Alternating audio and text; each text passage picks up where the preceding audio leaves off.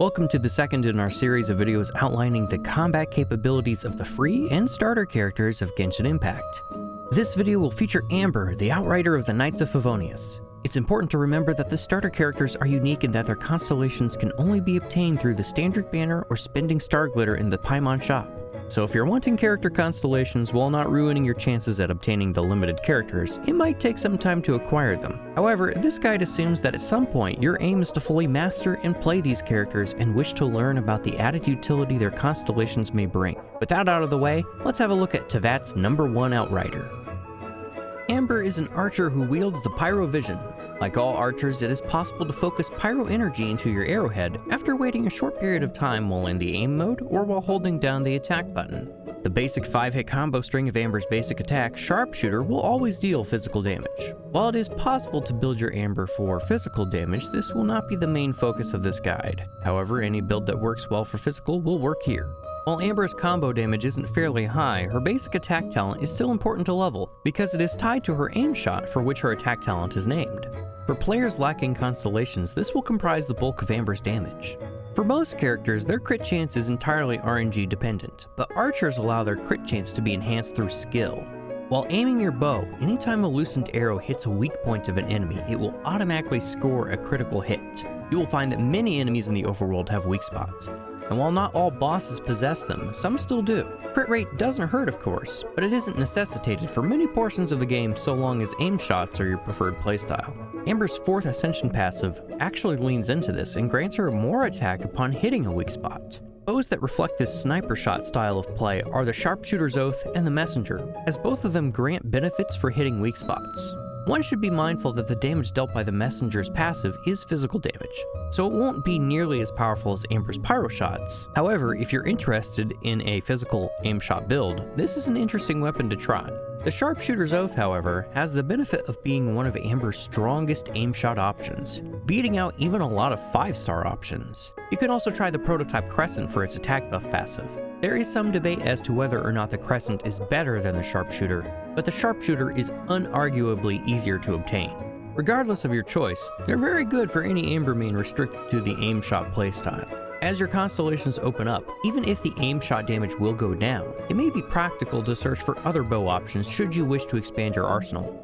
Speaking of constellations, the first constellation adventurers will unlock for Amber is the One Arrow to Rule Them All, and it fires a second arrow whenever performing aim shots. This second arrow effectively increases her aim shot damage by 20% and will deal the same damage type as well.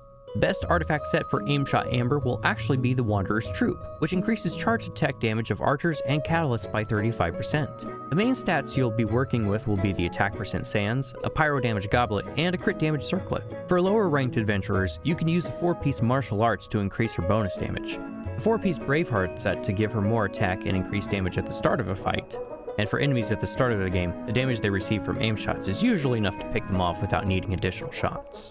You can also opt to combine the two for more well-rounded stats, especially if you find it hard to maintain the effect of the 4-piece martial artist. Moving on to Amber's elemental skill, we introduce one of the cutest and most deadly tools in her arsenal. Don't let the dopey face and the silly dance fool you. The explosive puppet known as Baron Bunny can pack a punch, especially later on. Initially, Baron Bunny serves as a distraction tool to any enemy within close range, allowing Amber to move away and fire aimed shots at the distracted opponents. It is important to stress that the taunt of the Baron Bunny does not work long distance, nor does it work on bosses. However, it can be used to create some breathing room in close-ranged encounters, and it surprisingly can be summoned to block incoming projectile attacks. Don't ask me how it works, I have no idea either. I will say it takes a lot of practice to do it, so I wouldn't be relying on it too much. Baron Bunny does feel rather limiting without any constellations, but in time you can start adding it to your more consistently used pieces of arsenal as you acquire more Stella Fortuna. When you unlock your second constellation, Bunny Triggered, you can shoot the ground beneath Baron Bunny's feet with a fully aimed charge shot to manually detonate it. This manual detonation will double the damage it normally deals. Under the right conditions, this can deal devastating amounts of burst damage. Just be sure to use it within the proper damage window. Enemies don't often sit still to let you do as you please, and often move the doll further away with attacks. With that said, at the right time, with the right team, you can make this bunny go boom in a very satisfying way. For double the fun, Amber's 4th constellation reduces the cooldown on her elemental skill and adds a second Baron Bunny at her disposal. For players that wish to make use of Baron Bunny, now's the time to start thinking about crit rate. You can keep your aim shot builds to maintain the more consistent portion of her damage output, but aiming to collect more crit rate substats and even changing her weapon to one that provides crit rate can help the consistency of your Baron Bunny damage. If you only care about Bunny Boom damage, you can always opt to use 2 pieces of the Crimson Witch set for 15% pyro damage and add any set that adds 18% attack. 4-piece Crimson Witch is the usual go-to for pyro units, but it's usually reserved for pyro characters that can consistently maintain these stacks given by the 4-piece set. Only go for the 4-piece effect once you've gained access to 2 Baron Bunny dolls. This will give you a grand total of 30% pyro damage bonus and a lot of firepower. At lower AR, the Crimson Witch is still an available option provided you've hit AR 30. You can even combine 2 pieces with 2 pieces of the Gambler set, which increases skill damage by 20%. The damage bonus of this mix set will actually exceed the damage given by the 4-piece Crimson Witch, except in situations where Amber can benefit from triggering Melt. If you're going after Melt reactions in particular, you can even opt to replace the aforementioned attack percent sands with an Elemental Mastery one. For much lower AR, you can still make use of what I like to call the Rage Bunny build. If you can maintain Amber's health below 70%, it massively increases her crit rate and allows for more consistent damage with her bunny blasts.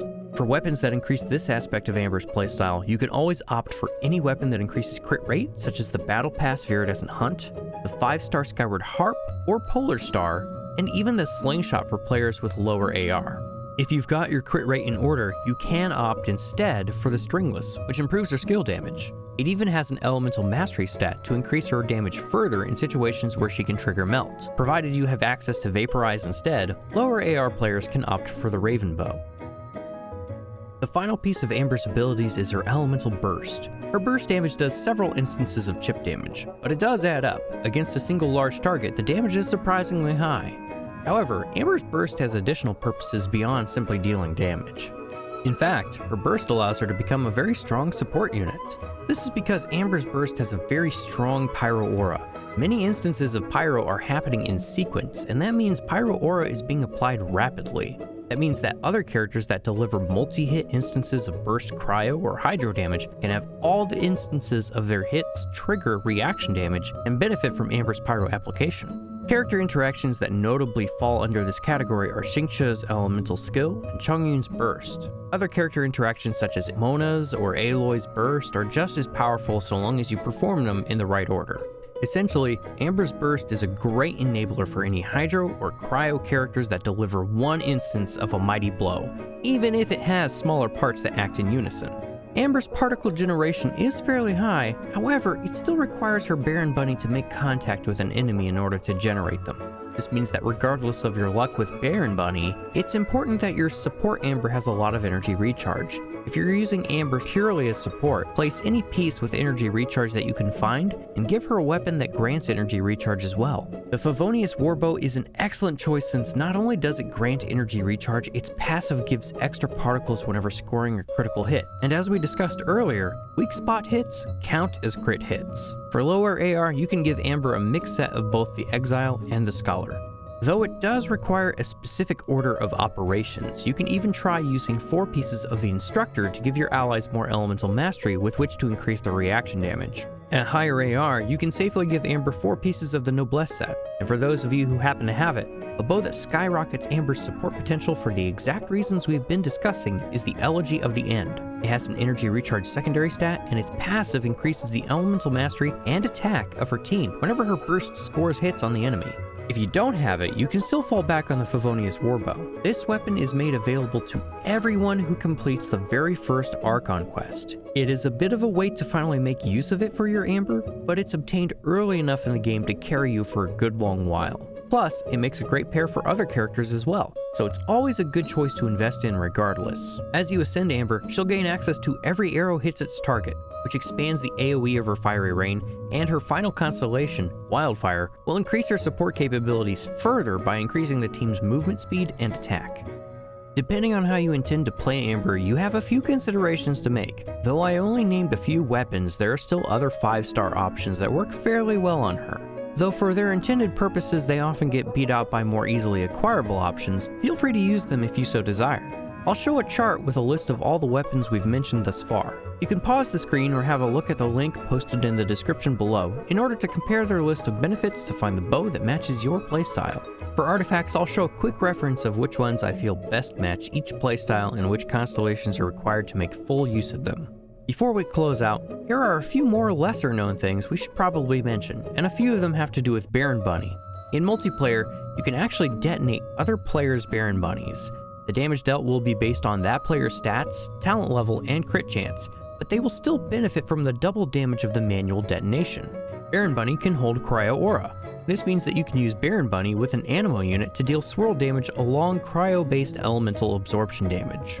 And now that Dendro has been released, Amber and all Pyro units have a couple new tricks up their sleeves, one of which is that burning is more readily available to apply and reapply to enemies, even when they're not on grassy terrain.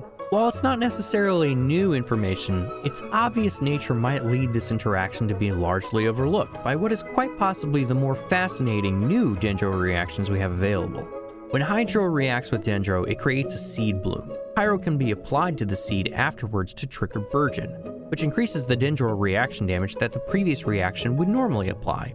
You'll still want to keep your distance as it deals damage to both the enemy and the player.